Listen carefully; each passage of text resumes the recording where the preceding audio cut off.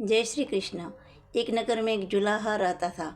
वह स्वभाव से अत्यंत शांत, नम्र तथा वफादार था। उसके क्रोध तो कभी आता ही नहीं था। एक बार कुछ लड़कों को शरारत सूझी।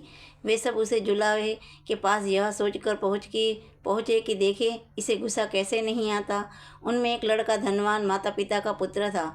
वहाँ पहुँचकर वह बोला, यह साड़ी कितने की दोगे?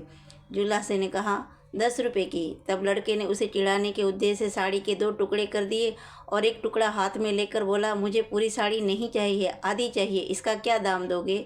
जुलाहे ने बड़ी शांति से कहा, 5 रुपये। लड़के ने उस टुकड़े के भी 2 भाग किए और दाम पूछा। जुलाहा अब भी शांत था। उसने बताया, 2.5 रुपये। लड़का उसी प्रकार साड़ी के टुकड़े करता गया। अंत में बोला, अब मुझे यह साड़ी नहीं चाहिए, यह टुकड़े मेरे किसी काम के। जुलाहे ने शांत भाव से कहा, बेटे, अब ये टुकड़े तुम्हारे ही क्या, किसी के भी काम के नहीं रहे। अब लड़के को शर्म आई और कहने लगा, मैंने आपका नुकसान किया है, मैं आपकी साड़ी के दाम दे देता हूँ। जुलाहे ने कहा कि जब आपने साड़ी ली ही नहीं तब मैं आपसे कैसे ले सकता हूँ पैसे। लड़के का अभिमान जागा और वह कहने लगा, मैं बहुत अमीर आदमी हूँ, तुम गरीब हो, मैं रुपए दे दूँगा तो मुझे कोई फ़र्क नहीं पड़ेगा, पर तुम यह घाटा कैसे सहोगे? और नुकसान मैंने किया है तो घाटा भी मुझे ही पूरा करना चाहिए। जुलाहे ने मुस्कुराते हुए कहा, तुम यह घाटा पूरा नहीं कर सकते। सोचो कितना किसान का कितना श्रम लगा तब कपास पैदा हुई। फिर मेरी स्त्री ने अपनी मेहनत से इसे कपास को बुना और सूत काता। फिर मैंने उसे रंगा और बुना। इतनी मेहनत तभी सफल हो जब इसे कोई पहनता, इससे लाभ उठाता, उसका उपयोग करता, पर तुमने इसके टुकड़े टुकड़े कर डाले।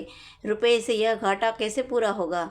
जुलाहे की आवाज़ में आक्रोश के स्थान पर अत्यंत दया और सौम्यता थी। लड़का शर्म से पानी पानी हो गया। उसकी आंखें भर आई और वह संत के पैरों में गिर गया।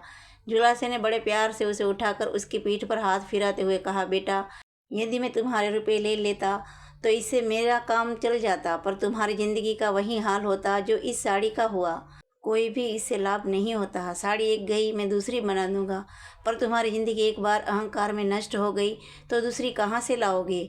तुम्हारा पश्चाताप ही मेरे लिए बहुत कीमती है। संत की ऊंची सोच ने लड़के का जीवन बदल दिया। यह संत कोई और नहीं बल्कि कबीरदास जी थे। जय श्री कृष्ण।